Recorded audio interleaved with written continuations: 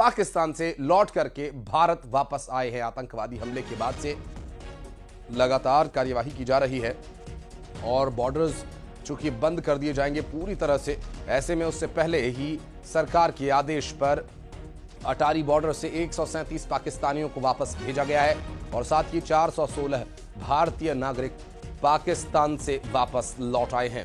और ऐसे में कार्रवाई अब आगे और त्वरित तौर पर होनी है। भारतीयों को वापस पाकिस्तान से बुलाया जा रहा है और यहां पाकिस्तानियों को उनके देश वापस भेजा जा रहा है और अटारी वाघा बॉर्डर पर लोग लौट रहे हैं, वहां से ही ये एक्सचेंज हुआ। और इस दौरान सरकार का जो एक्शन सामने आया, उस एक्शन के बाद ये कार्रवाई की गई।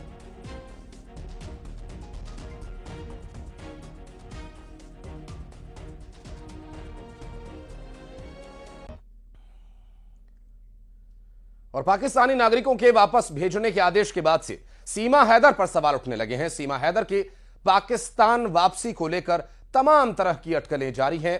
फिलहाल सीमा हैदर के मामले में उनके डॉक्यूमेंट्स का वेरिफिकेशन होना बाकी है और खबर के मुताबिक जब तक सीमा हैदर के मामले में सुनवाई पूरी नहीं हो जाती वो भारत में ही रही।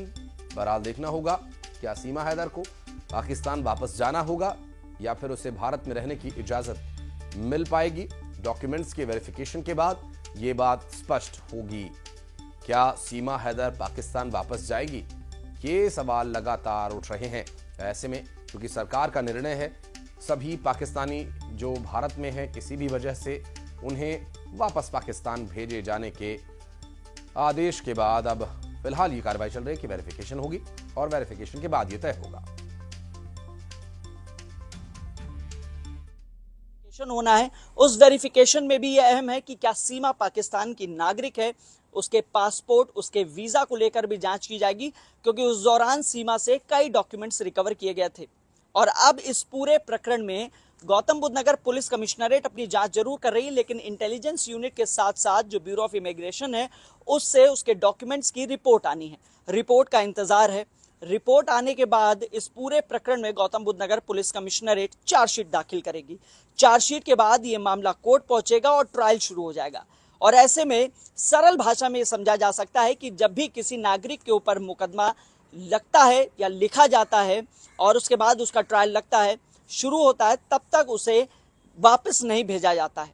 लिहाजा एक चीज तो स्पष्ट हो गई कि सीमा अभी यानी 48 घंटों में भारत छोड़ के वापस नहीं जाएगी। कैमरामैन विपिन के साथ हिमांशु शुक्ला, न्यूज़ 18, नोएडा।